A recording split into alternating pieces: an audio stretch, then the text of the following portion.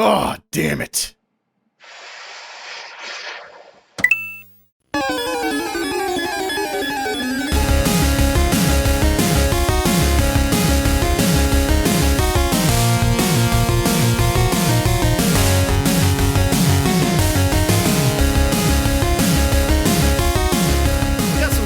Talk about some shit that I don't care about, some shit that I'm very excited about, just shit in general, just shit of different shades, different poo colors. There's a lot of shit going on.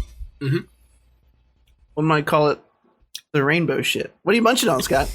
I did a little keto meal.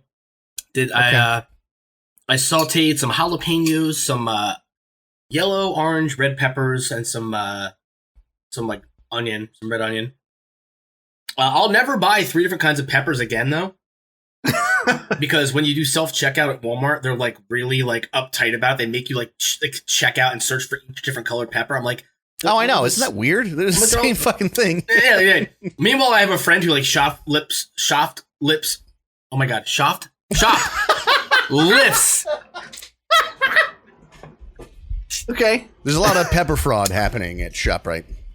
Well, no. Like my one friend's like, yeah, he's like they charge like $22 for like this fucking vanilla bullshit that comes a little. So I just scan the paprika, and then you put it in the bag. I'm like, okay. Jesus Christ. I mean, honestly, like, I'm not advocating for theft, but fuck Walmart. You know what I mean? Like if you ever see somebody stealing food, don't say anything. You know what I mean? Like fuck Walmart. Fuck I don't know. Fuck everything, man. Honestly, I'm in a super negative headspace today, like the most negative I could possibly be in, despite the fact despite the fact that all of my games today were a joy. But it's the fact that like, have you ever just worn yourself out and burnt yourself out so much that you can't even enjoy things that you actually enjoy? 100% of the time, all of the time. Yeah, it's a fucking like. Have you ever been getting like a humdinger and you're just like, when is this? When am I gonna come? When is this over? When can I go to sleep? You know what I mean? Like, I fear the day that I get there where I'm like so old and crotchety and my sex drive has dipped so much that like even a blowjob feels like a chore. Like, oh god, like hurry up. You know what I mean? Like, and I feel like that day's coming. That day's coming. That day's coming, but you're not. Yeah, that day's coming where like I'm too like pent up and miserable to even enjoy an orgasm. Right. I feel like the only way I'd possibly ever feel annoyed by a blowjob is if I got the auto blow AI, and I was getting them whenever I wanted, all the time. And then my wife saunters in one night. Saunters in? Oh no! Saunters. That's a horrible way to say she walks in a room. Saunters in and tries to lay. I don't think saunters means what you think it means. You're doing this like it's real cute. I Saunter is what like a rat does. It's like yeah. Like Templeton from Babe. This would saunter in. No, saunter is walk in a slow, relaxed manner without hurry or effort. Fuck you guys. Anyway, I mean, but when you close your eyes and you say the word saunter, what image does it elicit? All right, maybe it's a fucking rat.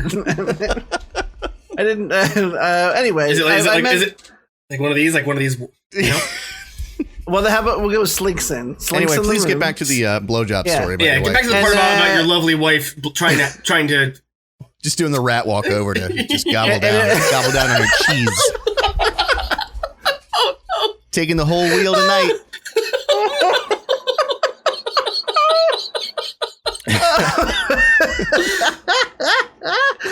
Welcome to episode 40, boys. We're 40. We are 40. Oh wow! We are not this is 40.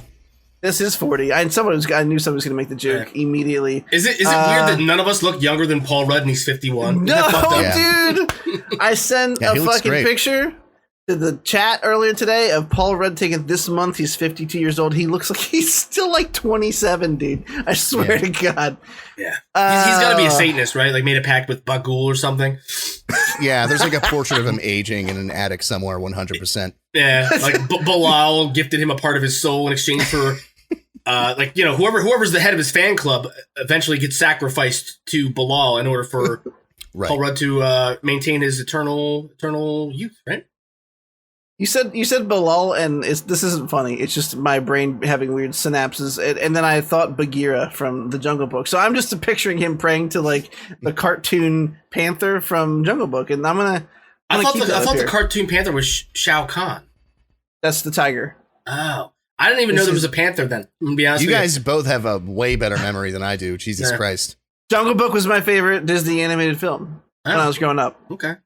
Dude, King Louis' Do you ever song scratch is your back the best on song. like the like a door frame and you feel like just a fat piece of shit like the bear in that movie?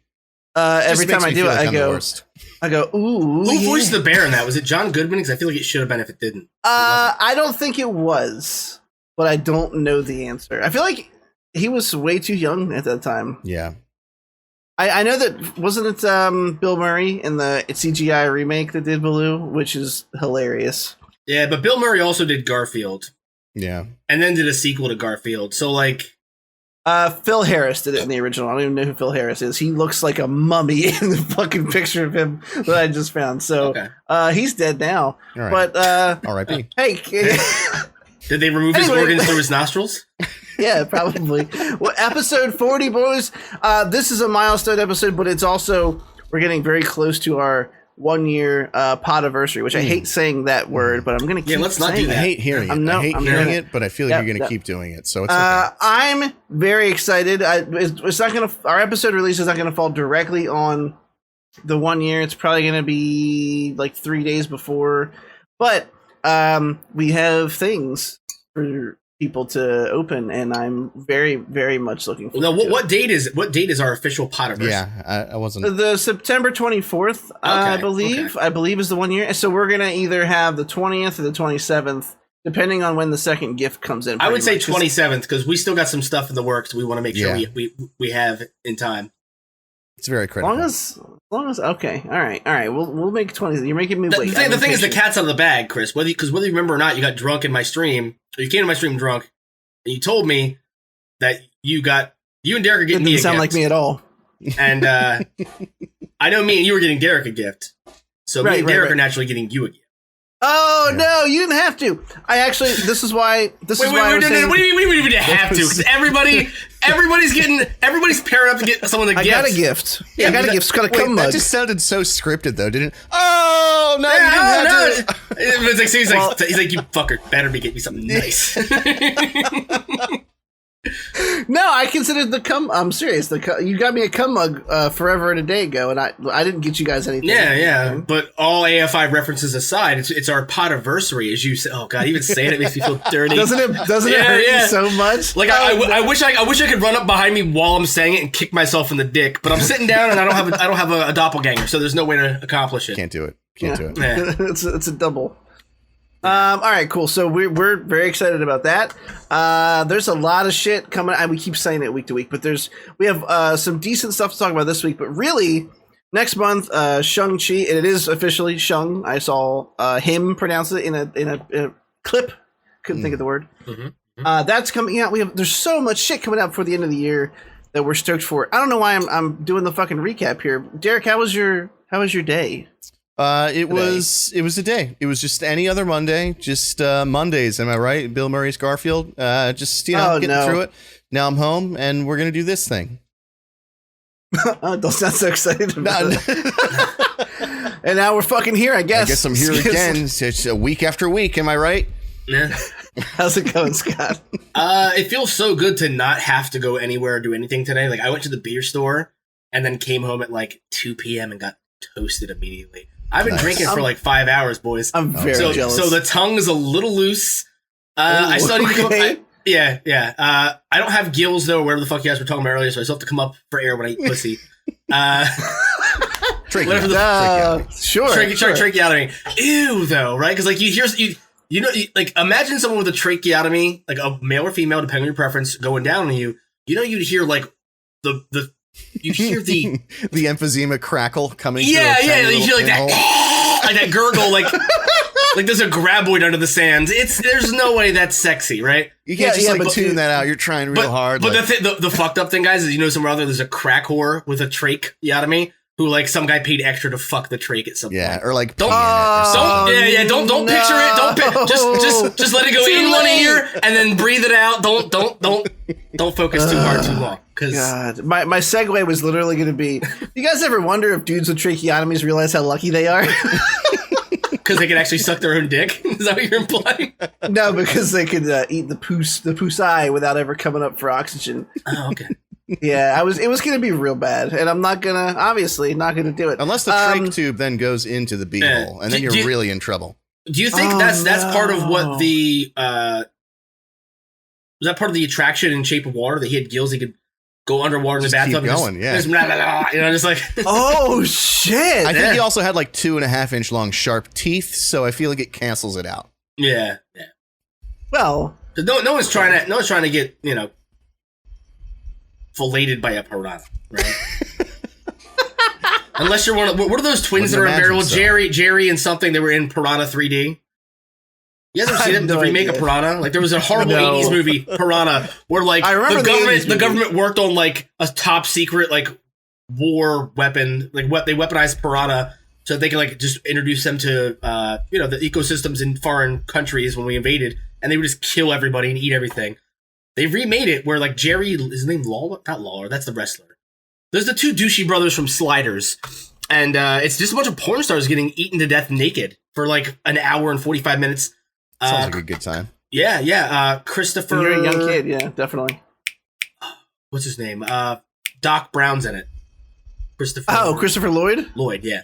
He is? With porn stars that are being eaten? Gianna Michaels is parasailing at one point naked. What? And her her legs drop below the water because like the boat slows down. And she's like starts screaming. There's bubbling and blood. And then when it takes off again, she still has giant voluptuous titties, but nothing from the torso down. Like no pusai to be seen. No pusai, right? No. Okay. Remember Deep Blue Sea? And they were like, these sharks are smart because we've been trying to cure Alzheimer's. And it's like, did we need a reason why the sharks were eating people? No, that was the plot of the movie. 100%. Yeah, no, I remember. But like, yeah, sharks remember everything. Like, well, then how come if they're so fucking smart, why can't they swim backwards?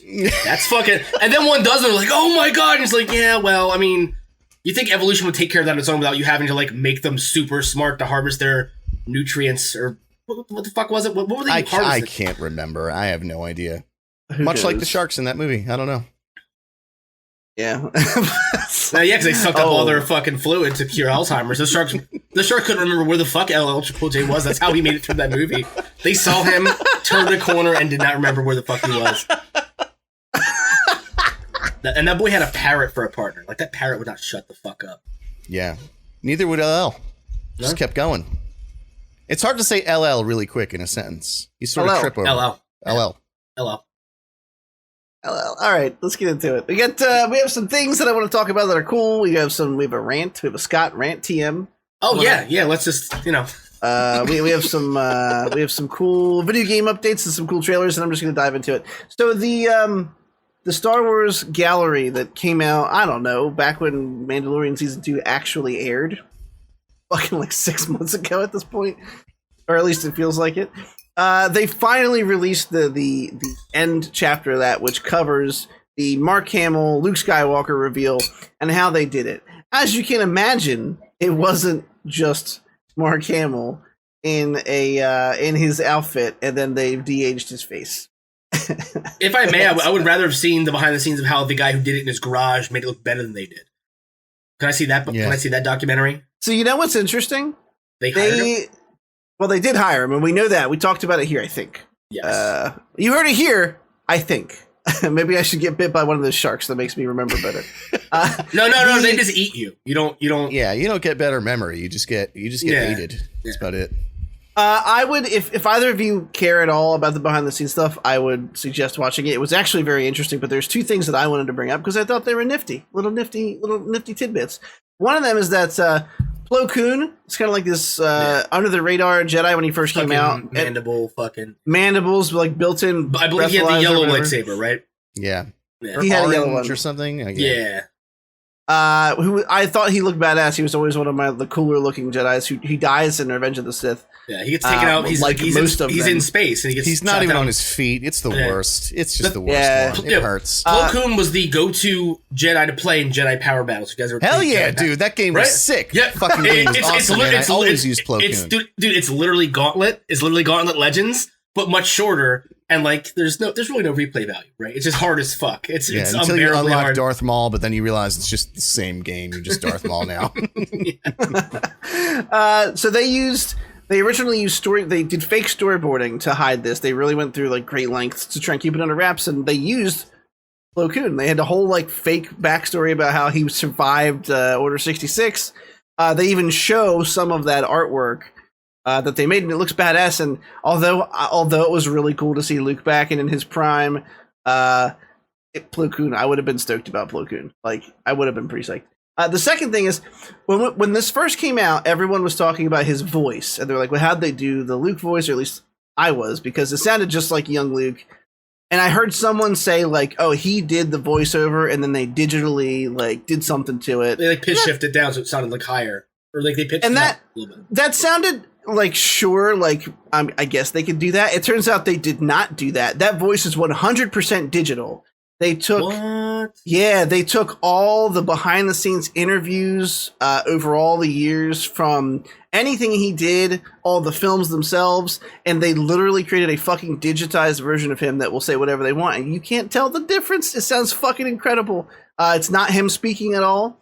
And so hang they on. actually had... Did they cut up his actual audio, or they like used an AI to like create his voice? They used an AI to create it. Okay. Yep. That makes a lot more sense. Much like the deepfake, which you literally just run samples of the person's face from every angle possible through and let the AI do the work. That's what they did. They synthesized his voice digitally and created it. And the other cool thing was just that they had him on set. He read the script. He knew what was going on. They had him do the take so that they could get like his mannerisms, but then they used the body double. So really, there's no part of actual Mark Hamill that's on that stage. It's just inspired by. Should have just been Sebastian Stan. I agree. I know. Every time we talk about the show, I say it, but it's. No, I agree. And here's the thing: the whole thing with deepfakes is the closer the structure of the face is to the original, the more convincing it's going to look. Right. Yeah. So even if you have him in the role and then apply like a deepfake, it would look incredible. We've seen it. We've seen it on fucking YouTube. Like you said, people who don't have the ILM budget. They did mention trying a deepfake method. Clearly, the guy who did it knows way more about it than they did, because it didn't look bad, but it was not.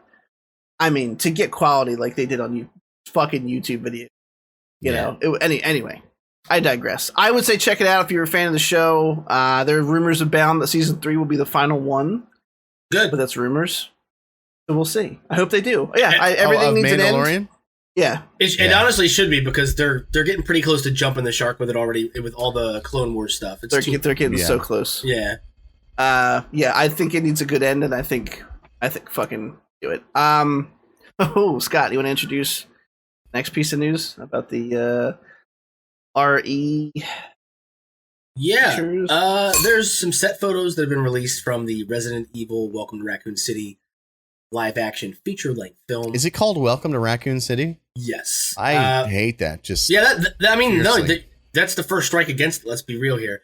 Second strike against it is that it's supposed to be the plot of not only Resident Evil 1, which includes the entire mansion incident, but it's supposed to be Resident Evil 2 as well, which takes place, I believe, a month and a half to 2 months after. Yeah, like there's been photos of them shooting at the RCPD, photos of them shooting at the mansion. What I'll say is, whoever did the set designs is a godsend. Whoever did the set designs, chef kiss. The mansion's aesthetic looks incredible. It looks like I'm literally looking into the lobby of the game. I mean, look behind me. It's perfect in every way, shape, or form. The set design, the costume design looks like it's a Brazzers porn parody, where the costume department was like, "What doesn't have cum on it that looks like it's the same color as the costumes?" I fucking hate these set photos for that reason alone. Claire looks ridiculous. It's like we talked about with Cowboy Bebop last week. Some things are just too on the nose. Some things you need to make sure that they match the aesthetic of the real world, version of the game you're building, or the story you're building. Right. Cowboy Bebop's costumes look cartoonishly out of place, and in the same vein, so do Resident Evil's. Claire and Leon look silly. The only person I think people who looked okay were Chris and Wesker, and it's because they were in standard like SWAT gear, which is like what stars would be. You know what I mean? Like, it's hard to fuck that up. Yeah, that's what I was gonna say. Like, like that stuff is so cut and dry and like pretty much copy pasted from reality. You can't fuck it up. But like these costumes that Claire and Leon are in literally look like we went to Spirit Halloween and bought them and just took a photo in a dirty hallway, and it's like they're really, really bad. I've seen better cosplays in the Resident Evil fan groups that I'm in on Facebook, like 100%. I don't have a problem with the actors being cast. There's been a lot of like drama around, like, well, Leon shouldn't be, shouldn't be like a, what would you call it, like a Hispanic person. Mm-hmm. Jill shouldn't be a person of color. It's like, well, depending on what versions you play, like some of these people are casted perfectly, some of them maybe not. But the biggest issue is the costume design. Set design looks fine. Even the special effects, we see, I think, Lisa Trevor in some of these photos here. And I think Lisa Trevor, like the special effects department did a great job. At least the practical effects end of it is done well. Hopefully, there's a budget there for the special effects too. But I really doubt it. See, what I'm seeing here, it looks like it's going to be terrible. Like, they're saying this is going to be true to the original. Like, that's what they keep, like screaming from the hilltop. Like, oh, it's true to the original. And that to me means, like, are we going to stick to the original story? Or are you going to go for that campy, cheesy B-movie style movie that the Resident Evil games emulate so well? Because in the form of a game, that cheesy B-movie, bad one-liner cheese translates well because it's endearing. You know what I mean? Right. It's cool to play through a B-movie. I don't want to watch a major franchise de-evolve back into an actual B-movie, because we've gotten, like, A-list dog shit movies from this franchise for the last 7, 8, 9, 10, fucking 12 years. I think the first Resident Evil may have come out in like 2001, so it may be over 2 fucking decades at this point. I don't have high hopes, boys. I want to be optimistic, but I think it's going to be absolute shit. Real quick, quick roundtable. Porn parody names based off of this movie title. I'm going with Resident Evil. Welcome to Wet Poon City. That's my Resident Sleazel. Oh, okay. That's you guys took the only two. That's it. The only two anybody could possibly think of. You guys got both of them. Resident Evil Code Poronica. Damn it. Pornonica? No. Oh, I thought it had. I'll accept it. I was positing it as has to be based off of the current title. Oh, off of the current title. Okay. But that's okay. Welcome to Wet Poon City. Yeah. Yeah. Welcome to Wet Poon City. Yeah. Episode 40. I don't know about that. What's the matter? Are you afraid to put poon in the title? No. Could be Rat Poon City. You know how they saunter in when they're ready to eat your cheese. Let's move on, shall we? Oh, fuck this movie, man! Like no, I'm sorry. 2 minutes here. Not even the Resident Evil fandom. We have been conditioned to nibble crumbs, not unlike a rat looking for that cheese wheel. And the thing is, like, with the exception of Resident Evil 8 and Resident Evil 7, there really hasn't been a lot of great content for us recently. The movies have all been bad. All the animated movies suck. What is it? Ultimate Darkness or fucking Infinite Darkness or Unending fucking... Oh god, fuck that show. Borealis bullshit movie. Like, it's just... I don't know, man. I think the only good horror game that's translated into a good horror movie are the Silent Hill movies, and even those aren't perfect. It's a heartbreaking time to be a Resident Evil fan seeing these things. Do you like the Silent Hill movies? I do, yeah. I always really liked I never saw whatever the second one was, but the first one that came out I thought was excellent. Yeah. And it seemed like everybody who played the games were like, oh, well, it's not true to the game at all. So and it's close. It's fucking close enough. You know what I mean? Like dude, but Harry, like the vibe and aesthetic of that movie is so unique, and like I just feel like people overlook it because half of the people say like, oh, that's a video game movie, I don't care about those, and then the other half are like, oh, this is nothing like the video game, and it's like, this is a good movie that you're passing over for very dumb reasons, no matter what camp you're in. The practical effects were awesome. The CGI, like the special effects, were awesome. Yeah. The scene where the kills where Pyramid Head grabs a girl by the titties, just rips all her skin off. Fucking skin, dude. Just gloves. Oh my god! Yeah, so that's and that's all I have to say about that. It's been a lot of Forrest Gump revival these past couple months, hasn't there? Yeah, it really has. I like it. I'm all about it. All right, the next one also goes to Scott. Now, do you want me to set you up here? Yeah, set me up, Daddy. Fluff him. Let me spike it. Set Molly me up, that shit. Daddy. We spike it. So I'm gonna preface this by saying that Scott started this conversation before Kotaku did, so no one will believe us, and we don't have proof. I've been tweeting about it for like a week and a half. Yeah. Oh, that's true. That's true. That's true. Yeah. Scott has been tweeting about this, and then turns out Kotaku also had similar feelings about it. There was a big hubbub because the developer Amica Games, it's a lone guy who does it. He's a Russian developer. He releases these shorter, usually sub 2-hour experiences, and he announced that he was going to leave game development for an indefinite amount of time, due to Steam's 2-hour refund policy, which has basically been royally fucking him on making any kind of money, despite having really good positive reviews. And with that, take it away, Scooth. I mean, I'll be honest. The first game I played that Amiga Games released was a game called Locked Up. And there wasn't really any tutorial. They didn't explain the controls you had, and it was a very frustrating experience where I had to literally Google what the controls were to figure out how to do certain things and get past certain puzzles. Just because there's a lack of quality of life things, such as like a simple tutorial, or even a way to keybind. You know what I mean? Mm-hmm. Right. But all that aside, all the frustration aside, Locked Up, I got about 8 to 10 hours out of it my first playthrough, and it was some of the best scares I've had in an indie game since Visage. And the thing is, like, Visage is in total probably about 20 to 30 hours long max. You know what I mean? And a lot of that's spent wandering around because you don't understand what the puzzles are. Now, this guy releases games that are about maybe the longest one's maybe the length of the Dolores campaign from Visage, if you guys are familiar with it. That's about a 4-hour campaign, start to finish, even with the slip-ups and the I don't know where to go, I don't know what to do's, and the troubleshooting and things like that. It's possible with this guy's content to Google what to do, to go through it if you're a content creator, get all the jump scares out of it that you want, and then return it, because you can finish any puzzle game in under 2 hours. You can finish the original Myst if you Google what all the fucking puzzles are, because it's environmental storytelling. It's spending the time and giving a fuck and wanting to earn it, wanting that reward that makes these games take longer than 2 hours. I've played through all of his releases, Locked Up, Find Yourself, as well as Summer of 58, which is his most recent game. I played Summer of 58 about maybe a week or two ago, and it clocked in at 1.9 hours for me to complete it. 1.9. Which means I had less than 5 minutes until I would have crossed the threshold in that game, probably.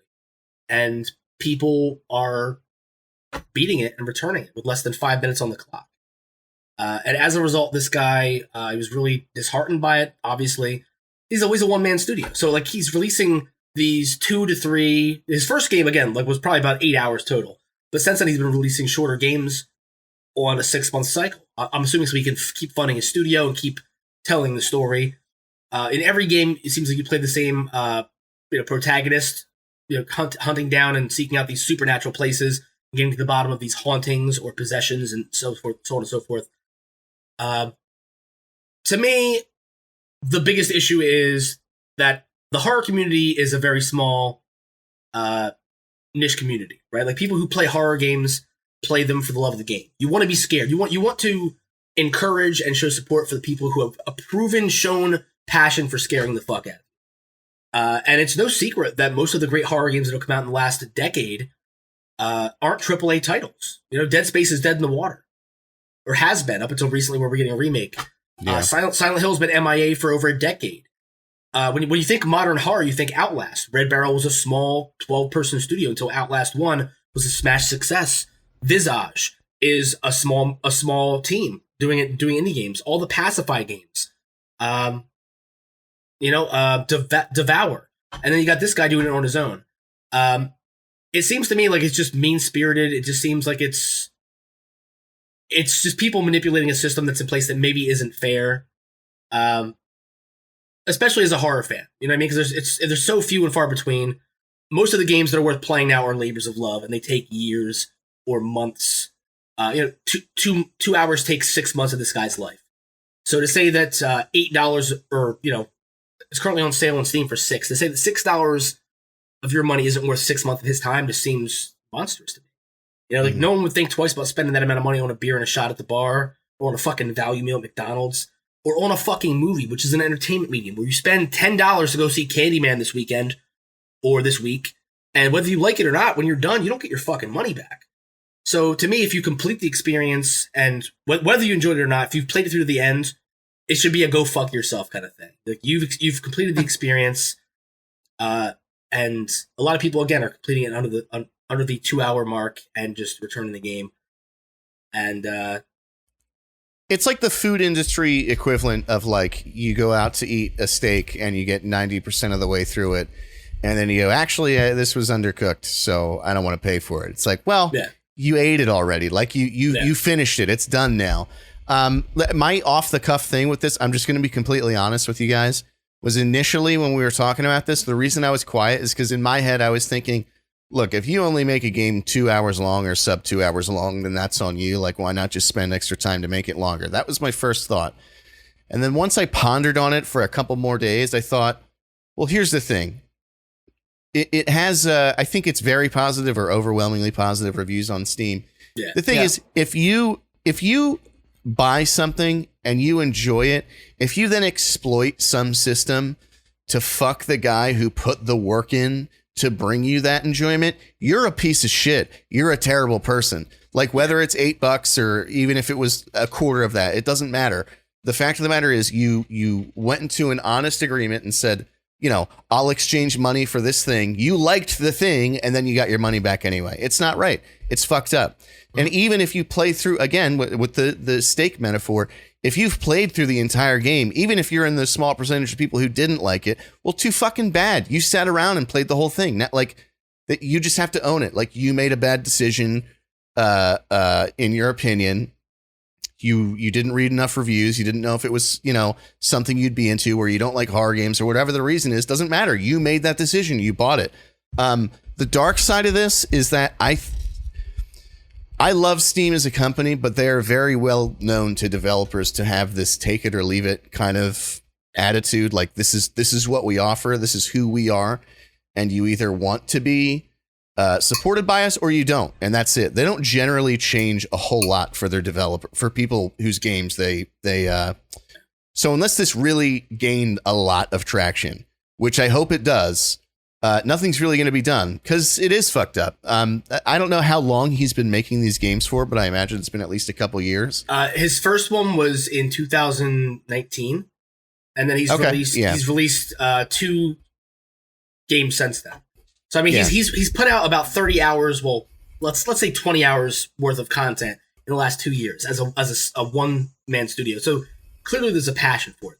You know what I mean? And so, and that's what I was going to say. Like, so a guy who has spent at least a couple years now, doing what he loves to do, and clearly people like what he has to do. I can see why he feels so defeated and just go, you know what, fuck this. I'm going to take this down another avenue. It's super fucked up. Can I proposition you bullies? Sure. Prop me up, daddy. I'm going to buy you both Summer of 58 while it's on sale right now. Okay. And if you guys wouldn't mind spending the hour to 2 hours playing it this week, and then we can have an honest conversation about whether you think it's worth the price tag and how you feel about having experienced it. You know what I mean? Okay, I'm into that. If you're down to do that, because it's like $12 to buy it twice. Yeah. So like, again, that's less than a shot in a fucking beer. So if you guys hate it, keep it. Because the bully's been putting some fucking time in. I'm a big fan of his work. I'm not going to say it's perfect. It's not Moons of Madness good. It's not. But again, the horror community is so niche. There's so few creators out there that consistently put out work like this, that have the drive to do it like this, that like when you see somebody you see like over the course of his game development career already, over the course of 2 years, a impressive level of improvement, like not only in quality of life things, but also just in the storytelling, in the way scares are presented. It's not just like mindless nonsense anymore. Like there's a real narrative, there's a real story. You actually care about why you're there and what's going on. And I can't say that was the same thing with Locked Up, but that was 2 years ago. You know what I mean? So it's a hot button issue, and I think it should be. We talked before, Chris. I don't know if you want to talk about your idea that you had about putting an achievement that once it's unlocked, you can't get a refund. Yeah. Well, it's not. I mean, I can't take credit for it. So first and foremost,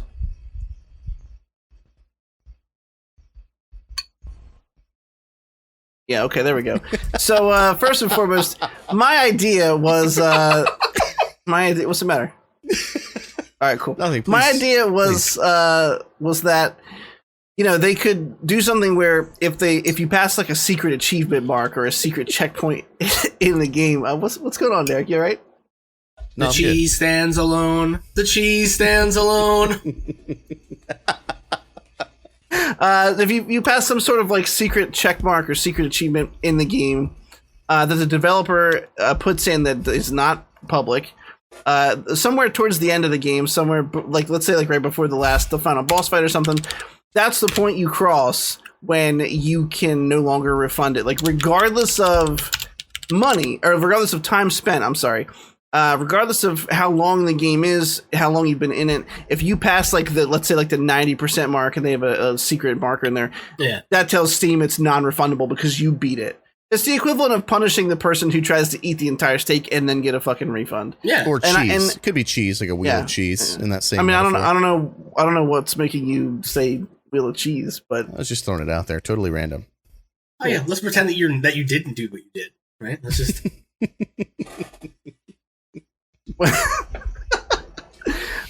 Yeah, I mean, silly image, I'm sorry, but totally on board with all the animosity towards the community that's fucking this guy, because I 100% agree with Scott. And I was drunk and I was in his stream the other night and he was sort of having it out with somebody who I won't name, but not really having it out, but just a total disagreement of how this should be handled. And I just can't fathom. It's first off, it's like $9 fucking. Well, you think you think about an hour of your time at work, even after taxes, right? Let's say that you make minimum wage, which is in this country, in the U.S., is not great. After tax, you're still probably bringing home about $5 an hour.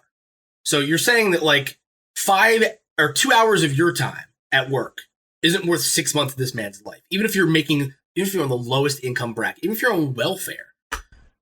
You know what I mean?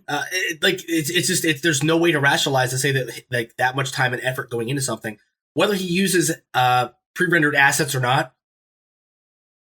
You know what I mean? Like that's such a weird argument to me. Like, oh, well, technically he didn't make the whole thing. I get a secret. Lots and lots of large companies use pre-rendered fucking every assets. single indie horror developer, Phasmophobia, fucking Pacify, Devour. 90% of these games are using the same assets because they can't afford to create their own shit. Man, why would they?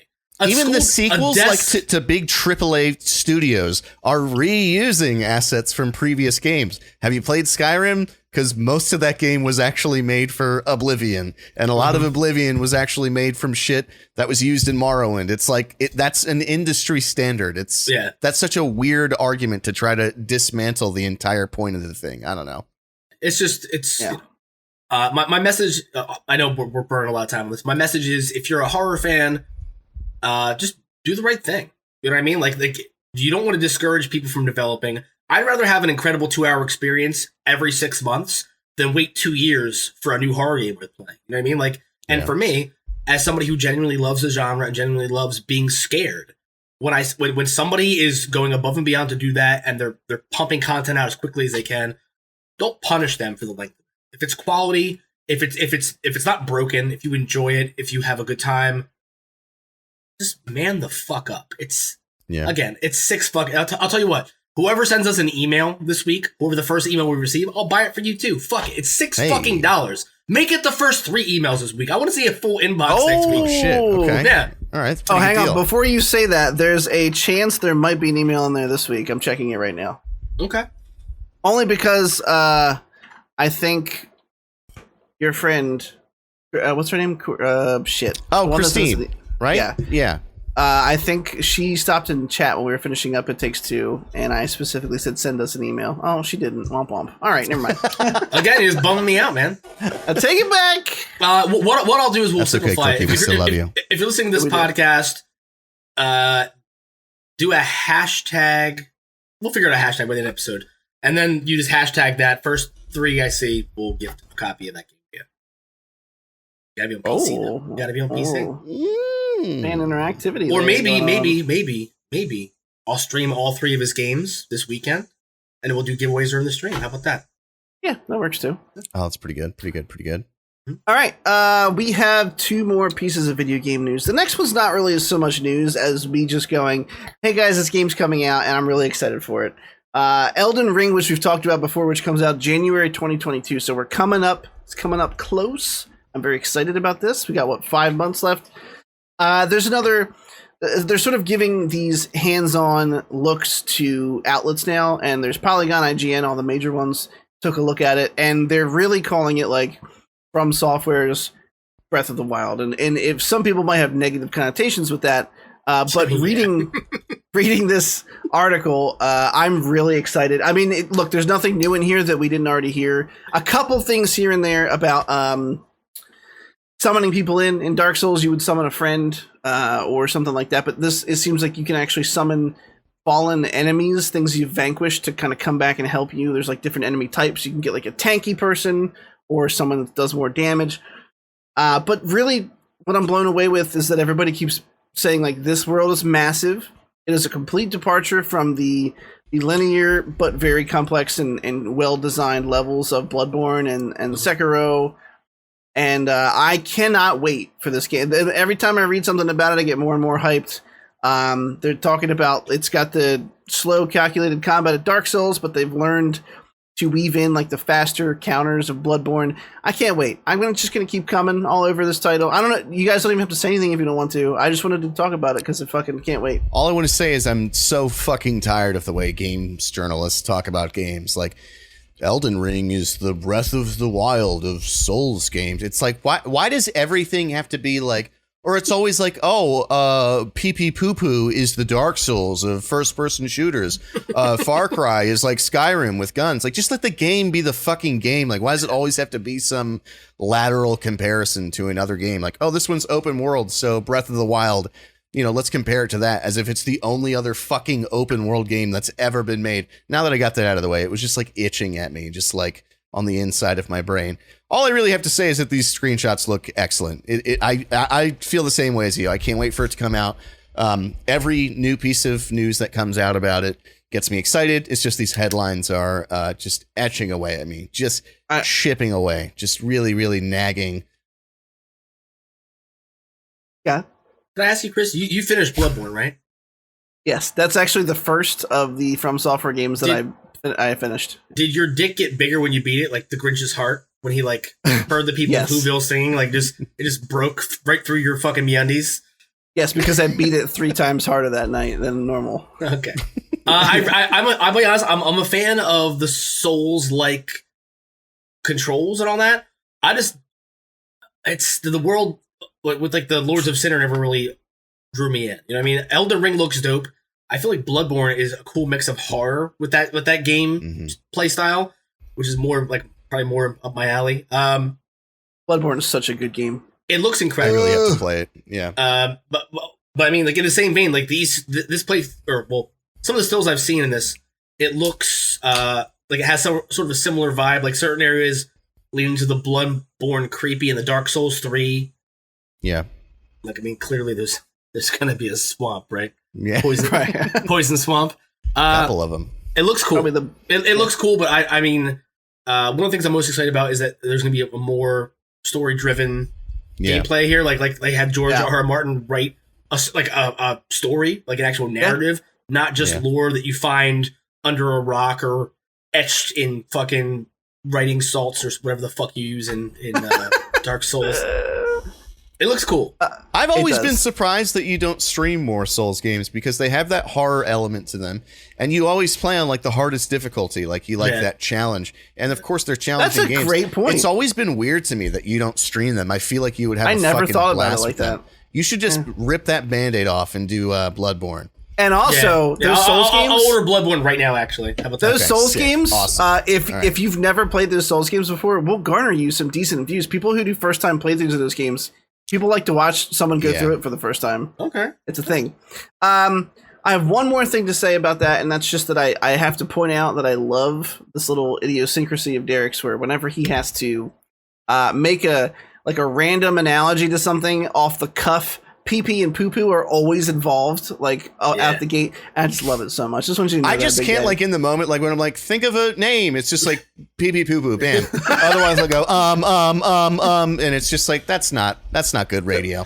That's why we love you. Pee pee poo poo. That's where I go. And the last thing we're gonna do before we go into these 3 trailers, well, one of them is gameplay video, the other 2 are trailers, but is Derek and I, Dr. Gloom, that's DRGLOOMMD, and I decided to play through It Takes Two. I think it's 4 different sessions we played through. It's like 12 hours. I think we roughly finished it in. Look, this is not new. This game has been out for a little while, and if you remember, it got just gushing reviews when it came out. And guess what? We're gonna do the same thing because the game was fucking incredible. I had such a good time playing it. If you're on the fence about playing It Takes Two, find somebody to play it with, and please do, because I don't know how they did it.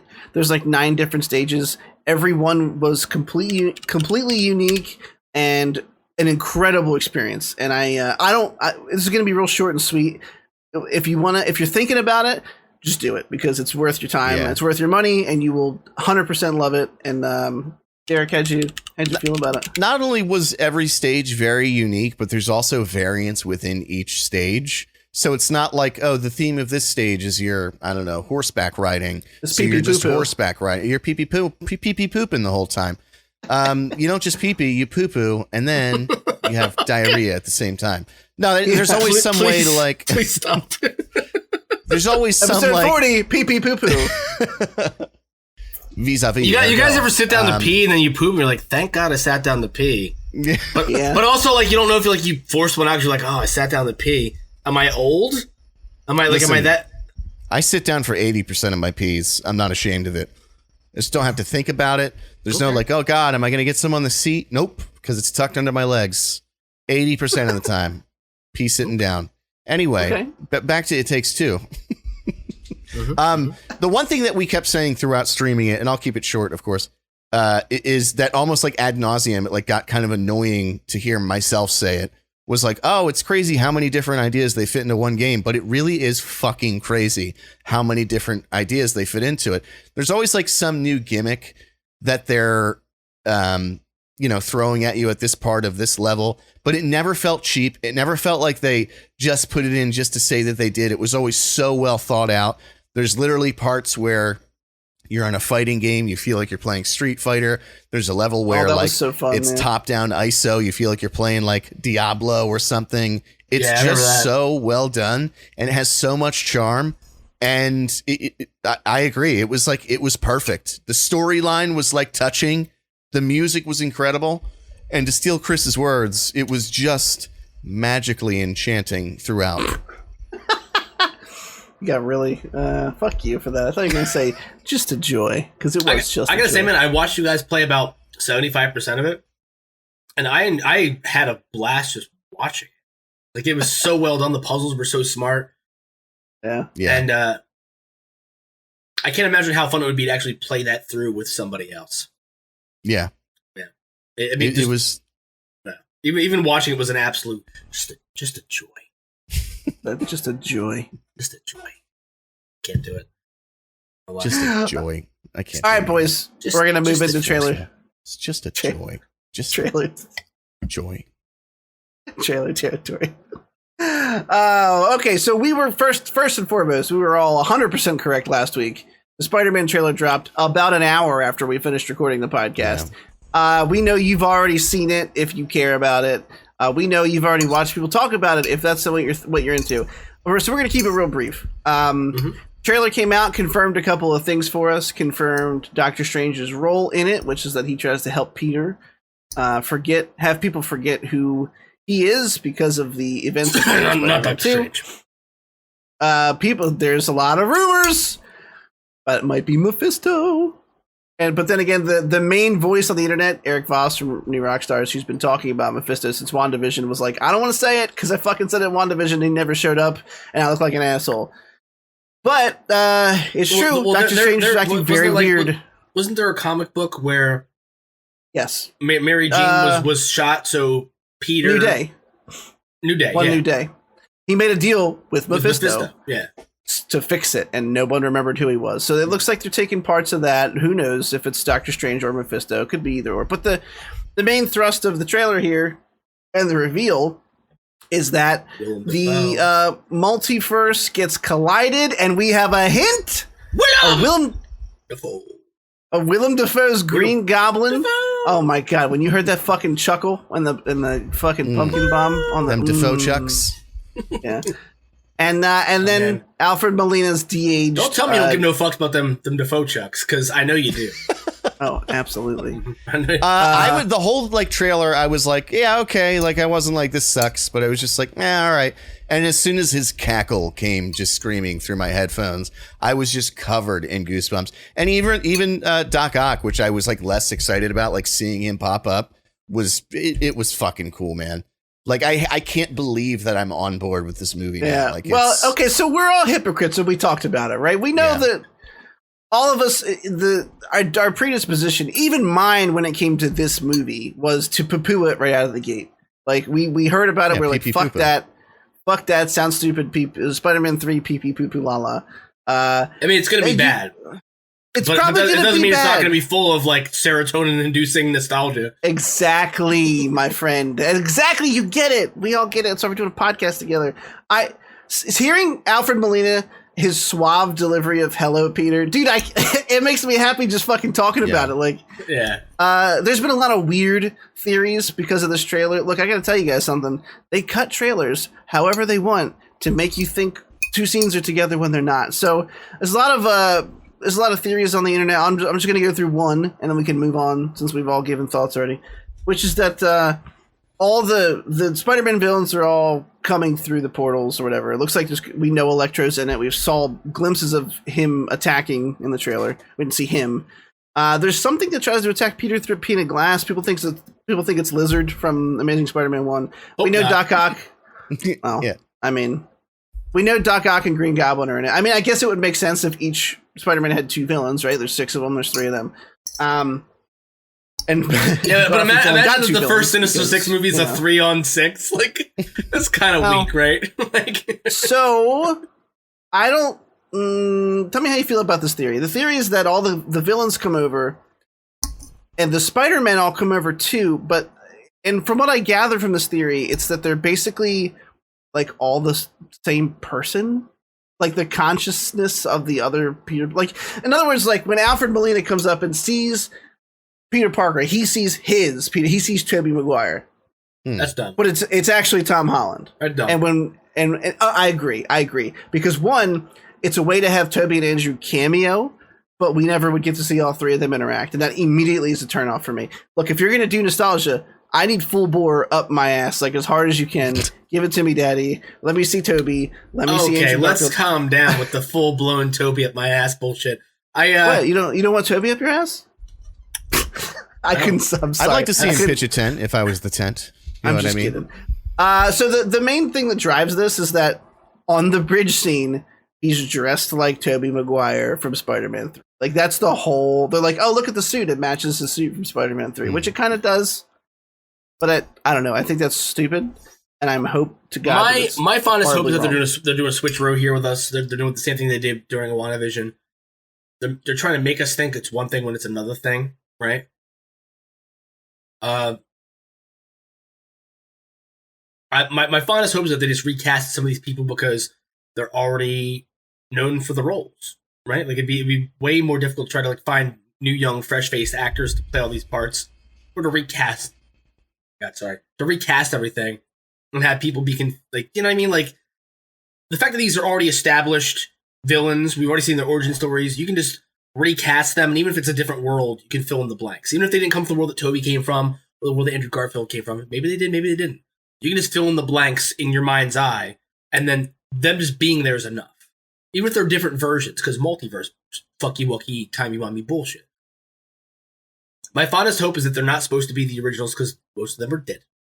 Yeah, it would make no fucking sense. But they're supposed to be versions of these characters that Peter hasn't met that have existed in other versions of the multiverse for a while. Where they can explain it, they say, oh, it's not that franchise.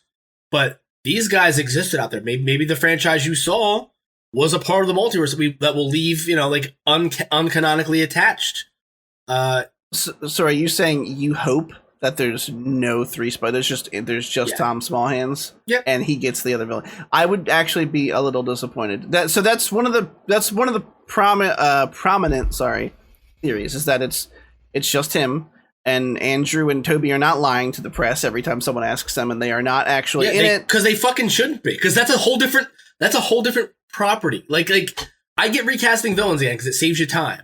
You just want to introduce them. They're only going to be in one movie, probably. Yeah. So like, there's no point in recasting people and having to do origins, or like, you know what I mean? Because like if someone shows up and they're Doc Ock, but it's not Doc Ock, like this could confuse some people who've seen the old movies.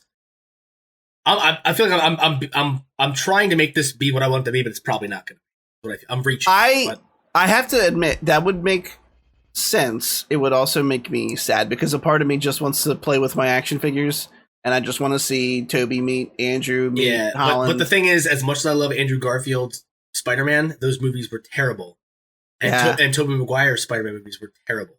So I rewatched.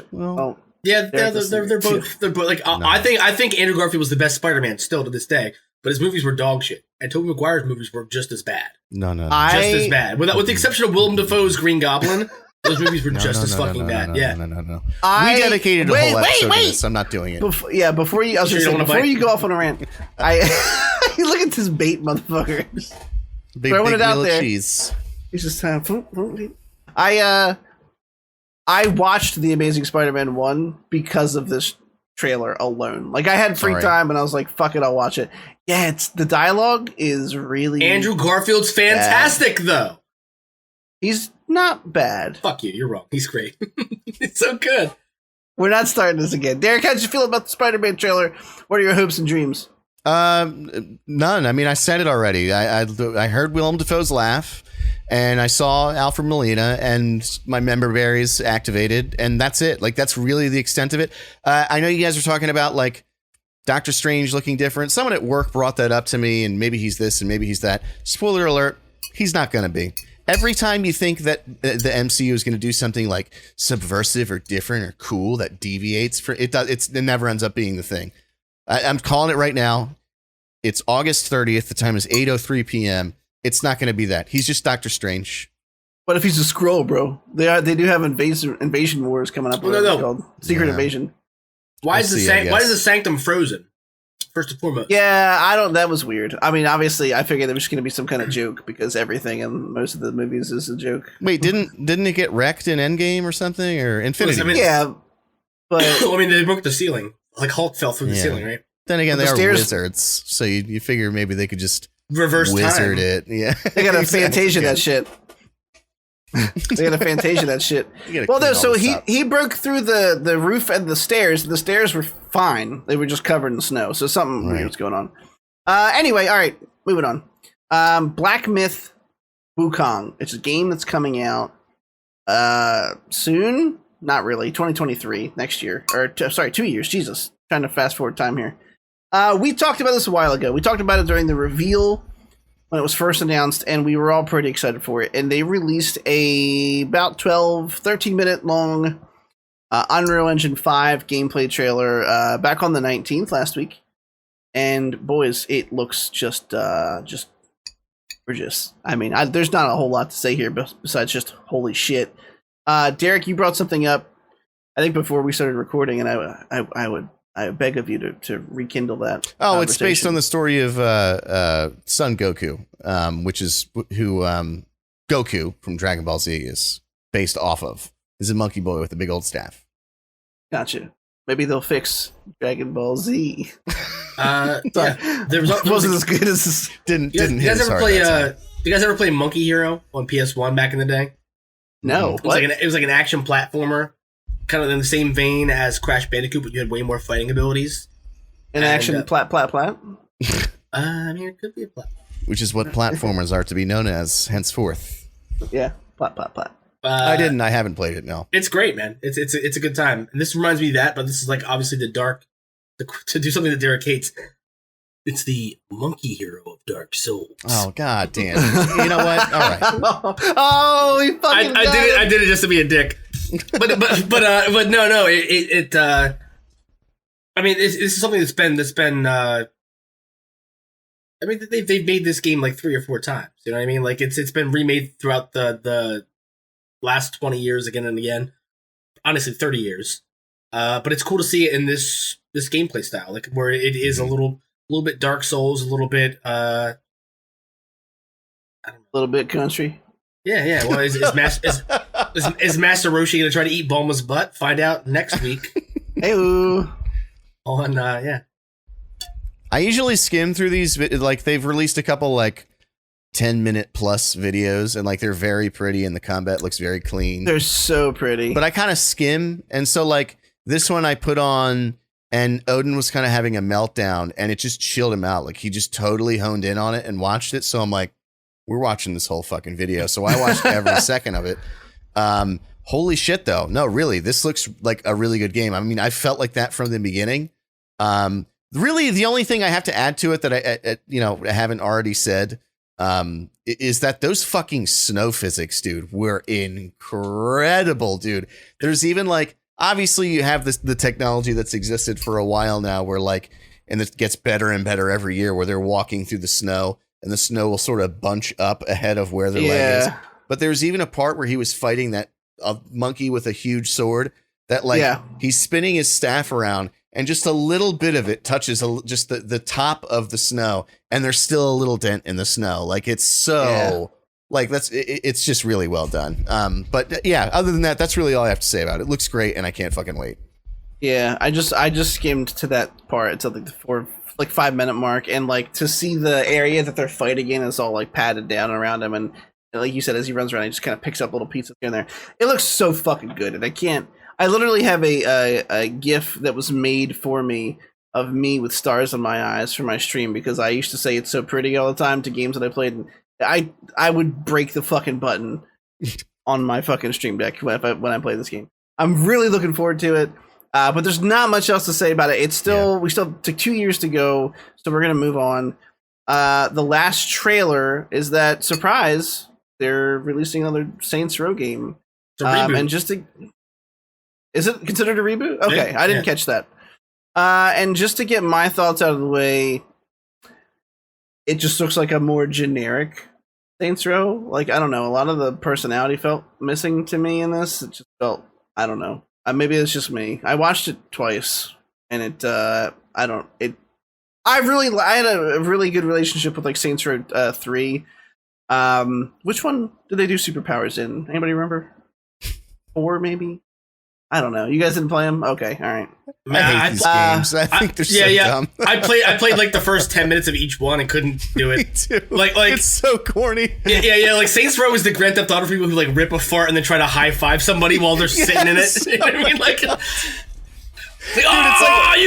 smell it? Come on, hit it. Come on, hit it. You're like, dude. I remember when like how are we related? Fourth one came out, there was like a fucking a pre-order bonus where you could have like a fucking dildo as a weapon. Dude, you can use a dildo in this one. It's dude. Spoiler: if you pre-order any Saints Row game, you already are the dildo, so you don't need the dildo. And then this trailer just looks like any one of those characters at any moment could just break out their phone and start filming a TikTok of themselves doing a fucking Fortnite dance. It just had the worst attitude and energy to it. It was so like cheeseball. I don't know. Yeah, I never liked them. I hate them so much. I'm glad that you said like I was gonna try to keep it low key and go last and then shit on it. But like while we're doing it, dude, like they are the cheese stands alone. They are the fucking worst, dude. I'm sorry. Like dude, it's like South Park humor without any of the intelligence behind it. It's just farts and piss. It's no good. What if the devil and God were at war and you had to choose a side, but also you could like totally make someone pull your finger or like pee in front of somebody? I like how Chris turned to us and was like, "Hey guys, which one had the superpowers in it?" And that's what just opened the floodgates. I'm sorry, but these games. Could you ride a dildo rocket into the butthole moon? These games are the least fun open world game, but like they try to like emphasize how fun they are. It's like we're like Just Cause, but we're not serious. Like, well, Just Cause is already the more fun Grand Theft Auto. So you're just the shitty Grand Theft Auto if you're the Just Cause with like fart humor. You know what I mean? I didn't touch these games until 4. It was 4. 4 is the one that has superpowers.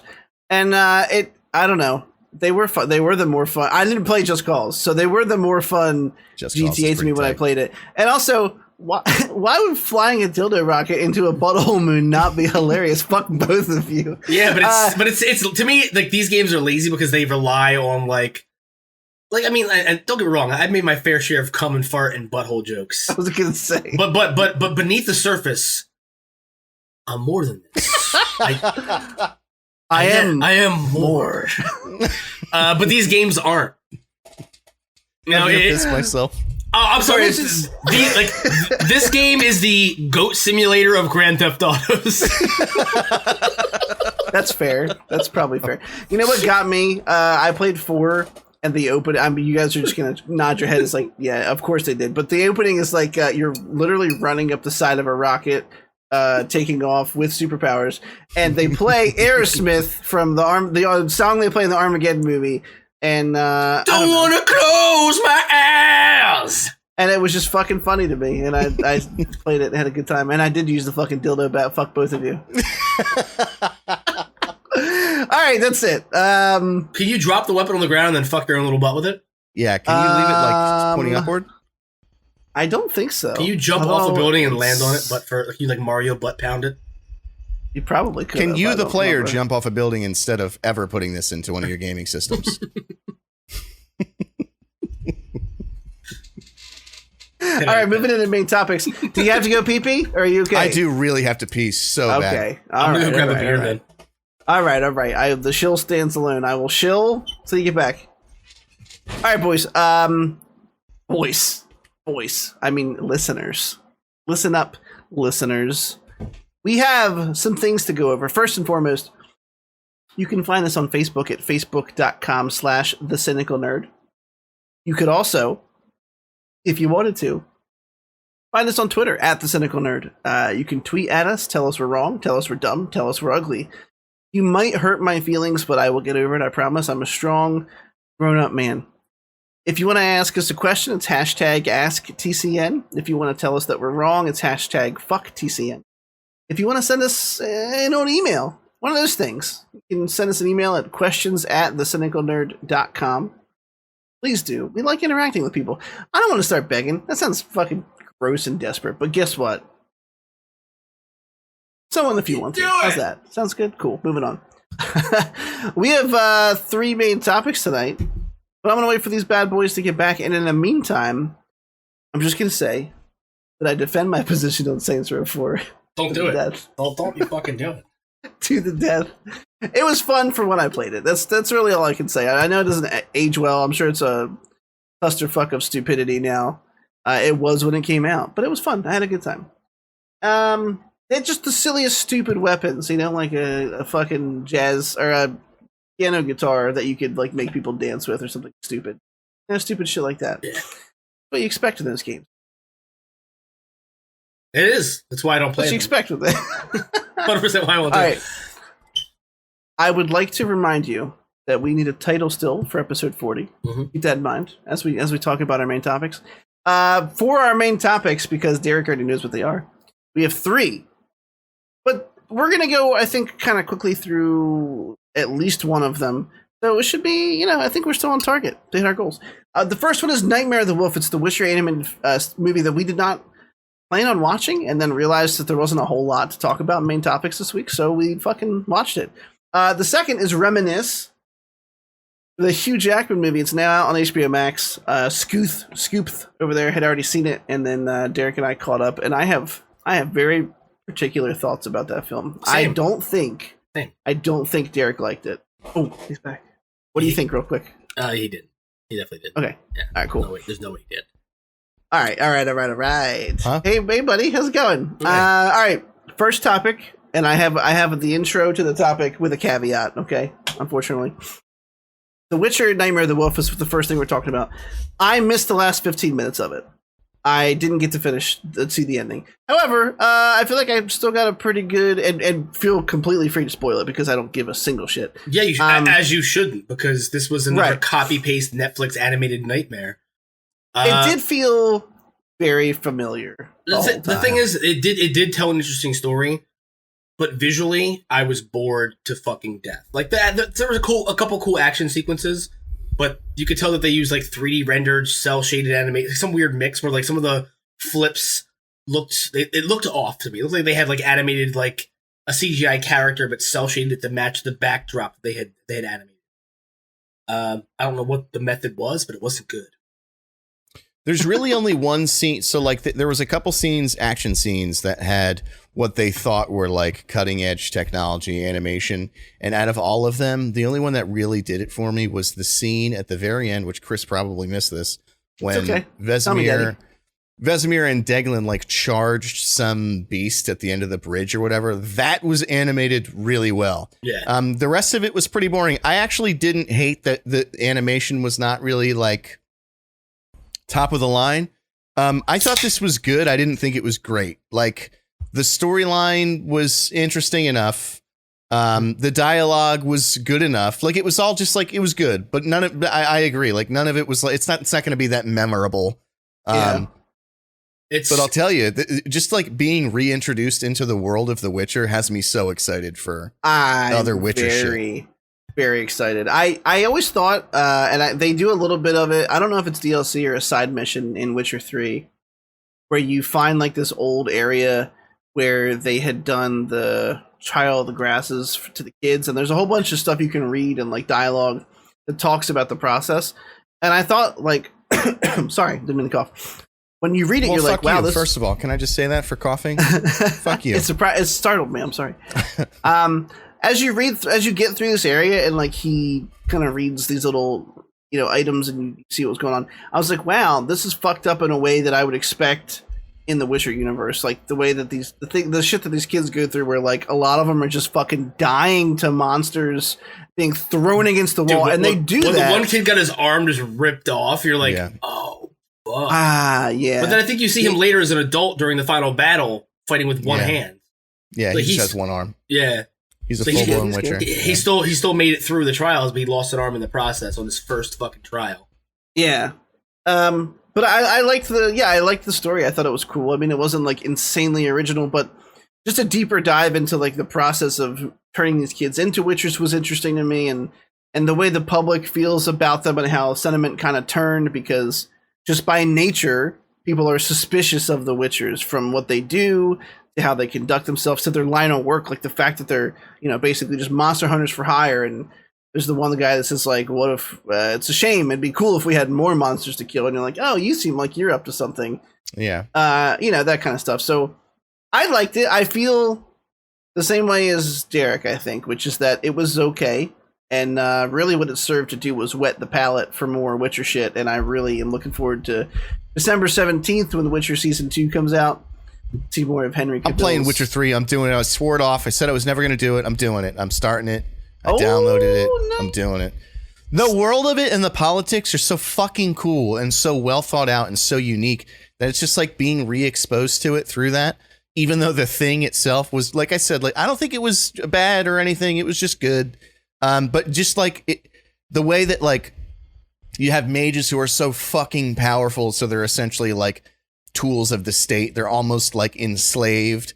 And so there's this weird tension between them and the Witchers, because the way the Witchers found their way to remain reliable to society was to become monster slayers and hide the secrets to killing those monsters and carry them around and all. It's just so fucking interesting.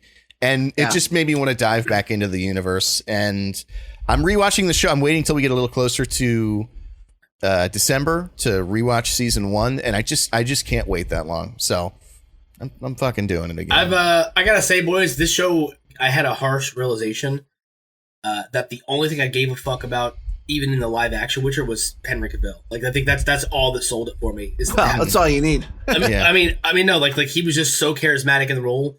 I don't care about this world. Like there's interesting things going on, but the way that it's all been portrayed from Jump Street is boring as fuck to me. like the season 1 of The Witcher, like we get a little glimpse into stuff, but if you haven't played the games, you haven't read the books, they don't explain what the fuck's going on. Yeah, like that's true. Yeah. Like until this movie, I had no idea that the elves and the humans were even at war anymore. No, I had no fucking clue.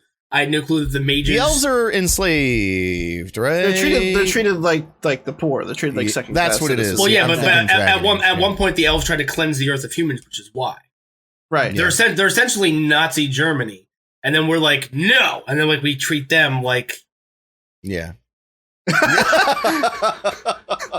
oh no! I mean, not we don't. No, they. No, it's them. It's them. It's fictional. Yeah. Oh, there's a title in there somewhere that's offensive. No, there's not. 100%. But can the episode image be Scott doing the Curb Your Enthusiasm face? Because boy, he's got to give me a still of it later. I can't get pulled it out of the episode. Won't be doing that. Yeah. Promise you. All right, it's fine. Oh wait, I already have. I don't think we ever told Derek. I have a Photoshop of Derek on what's his name from Curb Your Enthusiasm. How am I blanking? Oh my god, Larry David. Larry David. I made a. Oh, okay. Oh yeah. I did one or two. It was you on top. Maybe I'll just use that one. It was a good contender. That's totally fair though about season 1. I feel like a lot of season 1 of The Witcher it presented the world to people who they just assumed had already played the game. Yeah. And that's why it kind of fell flat for a lot of people. And that's the stuff that I hope going into. I know we're not talking about the live action show, so I won't talk about it too much. That's way more interesting than the animated show was, though. So. It is, yeah. But I'm hoping they learn from those mistakes for season 2. We already discussed that in a previous episode, but I do agree with what you're saying. Like without having some kind of foothold on just the lore and the environment, it's kind of like, huh, what the fuck's going on? Like it's not well explained at all. I agree, and I've said it before. Witcher 3. I know it's a cliche because everyone loved it, but most people loved it. It's one of my top 5 games like of all time. I absolutely I've played it through completely 2 times. Holy shit! Which that's weird for never, you. Yeah, I never do that, especially not with open world things. And honestly, it was GOG's fault. The game launcher. It was completely their fault because I played it originally through that service and beat it, and I had the save file, and then the DLC came out, and I had since upgraded my hard drive on my computer. Oh. And I went to reinstall it, thinking cloud saves. Haha! When I bought Witcher, GOG didn't support cloud saves. Gone. Lost my original save file. So I redid all of it. Yeah, plat. I'll teach you to use a different plat. All right, moving on. I want to talk about this next one in particular. The third one, Reminisce. Hugh Jackman. Huge Jackman. This is straight to HBO Max. I don't even know how to describe this movie. Here's thank you. I don't want to go first, but I have thoughts. Scott, how would you describe a sci-fi noir detective tale that wishes it was Minority Report, but can't sum up the summary of its entirety isn't even as interesting as the precogs alone were in Minority Report. The technology they use is interesting, but the entire time, it's like they want you to wonder whether he's in a memory or whether he's actively living. You know, like there's a certain point about halfway through where they start showing him waking up. Every time there's a scene he's waking up, you wonder, like, was he actually in Louisiana at that bar just now, or is that a flashback that happened a while ago? It tries to play. It tries to play with you. It's does like a weird temporal, like the timey wimey fuck you. Yeah, like where's the ball? And they shifting the cups. I thought it was an interesting concept, but what was most interesting about the movie was the world, where like the polar 100%. Caps have melted. Miami's underwater. There's a certain section they've dammed off. I thought the world was super interesting, but the characters were all fucking duds to me. And they were all very like one-dimensional, like, I love you! Well, I love her! And like, it's just like... the most interesting character was the gang lord who lived in Louisiana who got gunned the fuck down in the second act. Spoilers. Yeah. I mean, this going to be carved out into a cynical spoilers YouTube video, so it's kind of implied. But yeah, even the world being interesting, which I agree with, like, it was just a backdrop. It served nothing for the movie whatsoever. Like even, all right, so the implication is that things are so hot, so now the human race is nocturnal. Everybody goes out at nighttime and goes about their business, and at daytime is when everyone sleeps. But like that to me says like, okay, you can't go outside in the daytime anymore. It's too hot. But they're just like strolling down the street, empty streets. And I'm like, it just took away from, because wouldn't there be other people out there who also preferred to be out in daytime? Like, I don't know. It just took away from it for me. Like, it feels to me like daytime should have been a dangerous place to be. We're like, exactly. That would have been way cooler. Yeah. Where like you had to worry, you had to like wear some kind of like breathing mask that would keep you like hydrated. You know what I mean? Like, some kind of like breather, or that maybe like because of how dangerous the daytime was, crime would spike during the day because people who normally would be out doing crime at night would be out during the day when no one else was out, and it would be like a lawless, not Purge-esque, but like a weird, maybe like a Mad Max Waterworld vibe during the day. You know That's what I mean. It just wasn't used. It wasn't utilized at all. It was just like you could have taken this movie, which is a movie about traveling back through your memories, and it could have just taken place like today. And like it would have been the same movie. Like the backdrop had nothing to do with the movie whatsoever. So it's like, although I agree it was very interesting, I just didn't see the point of it. I would have rather have seen that setting, have a story, used in another story where it actually has like bearing on what's happening in the story. I don't know. A brief synopsis. Hugh Jackman falls for the call girl who steals his debit card at dinner. Yeah. Essentially. The end. Yeah. With the whole daylight thing, I mean, at least make everyone wear SPF 70 like I had to my entire childhood. I mean, look at the skin color. You know what I'm saying? I'm kidding. I think we're all pretty much on the... I'm just fucking with you. Shut up. Hugh Jackman is like the cousin that we all had that like brought that girl fresh from the methadone clinic to like Thanksgiving dinner. You're like, oh man, what are you doing? He's like, no, she didn't know. She's got a job as a telemarketer. She just got a 2002 Honda. She's been working hard. He was so naive, it fucking hurt me. Like it was so bad, dude. And like, dude, every line was so overwritten. I get it was an ode to like fucking film noir, but like that you could tell it just came off as try hard. Like every line was like, in a city of curdled milk, only the cottage cheese rises to the top. It's like, what the fuck? Dude, there's a part where he catches Is that really something they say, though? Because I feel like that might have actually happened. Probably, but like, dude, the part where he catches up with the guy from fucking Sunshine. The dude who got burnt or whatever. I'm trying to think of the exact line. He's like, when the water came, it washed away our lies. And I'm like, nobody fucking talks like that. Like, you just caught up to the guy who like killed your girlfriend and you guys are talking to each other in metaphors. Like it's so jarring. And I don't know. I thought that every line of dialogue just made me turn inside out like a slug. It like made me uncomfortable. It was so just like, it was so try-hardy and sophomoric. Like, I don't know. Like your cousin brings her to Christmas dinner after Thanksgiving. It's like, yeah, like she moved in, but she's going to pay rent when she gets established. And you're like, oh no, what are you doing? Oh, there goes your life. We've all forecasted it. It's gone now. Yeah, and it's like for Christmas, you just buy him a giant, like, deluxe pack of condoms. Like, don't fucking get her pregnant, man. Don't do it. Don't do it. Your baby's gonna be born with like an ashtray indent in its forehead already. Don't do it. Oh, no. She's gonna smoke so many like Marlboro menthols while she's pregnant that thing's just gonna cave in. Jesus Christ. Preemptively. Mm-hmm. I agree with the both of you. Pretty much. Hey, we have a unanimous agreement here.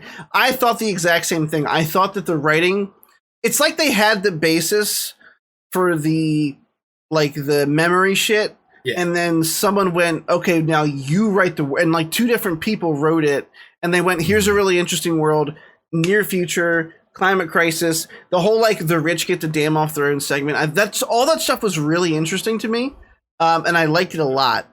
And then they didn't do anything with it. It had no real, like you said, no real impact. And I don't want to turn on the same point. The thing is, if the world had played a larger part in the mystery he was solving, it would have made way more sense how much time they spent like building the world around them. But this would have been better as a period piece, honestly. Like the same story that they told without that expansive sci-fi backdrop would have been more interesting without me focusing on the sci-fi backdrop and wondering when it was going to come into play in a meaningful way. Right. And it just did, and aside from like, oh, well, we're out at night. Because I was like, well, most like noir like they take place at night anyway. Like the guy's smoking in a fucking alley by a neon sign. That's every fucking film noir movie I've ever seen. That's the entirety of season 2 of fucking True Detective. Like you know what I mean? Like you don't have to have this extravagant Sector 7 backdrop for it to make fucking sense. Yeah. But they fell flat. I will say that I started to enjoy the story a little bit more towards the end. It didn't redeem itself. When he puts the guy in the fucking thing and makes him relive the memory of getting burnt forever, that was fucking awesome. The fact that he incriminated himself with his own memories to make sure they would actually solve the crime and go after the people who did the real, because like they said, like in this world, class is everything. People who have money, people who are like the barons, like essentially like they're the what's the word for it? They called them land barons. Land barons. People who own all the, yeah. It's basically a return to serfdom, right? We had the lords and the serfs. And I thought that was a cool way to like, because realistically, the future after total collapse of society would either be that or be Mad Max. Just people, again, staple gunning hair and heads, scalps through go-karts and riding around in Walmart parking lots. I can't get the image out of my head. And in my head, it's always Ryan driving the go-kart, though. It's always Ryan. Just like doing like a donut. I just there's a couple aspects of it that I did ended up liking. One of them was that the girl actually did die. There was no happy ending, sweet story. I like that he literally sacrificed his life, or the rest of his life, so to speak, to be in that tank just to give that guy up. To get that whole plot out there to kind of make them accountable for it. And they basically gave him the equivalent of like house arrest for prison. He was like, I cut him a deal, and then he just gets to live his memories with that chick. And I knew, because I watch movies, and it's obvious when they're going to foreshadow something, that the whole like the happiest part of the story is the middle. But I thought they wrapped it up with a really nice bow, and he was literally listening to that, but he was really an old guy alone and in a tank, and that was all behind him. And I thought that.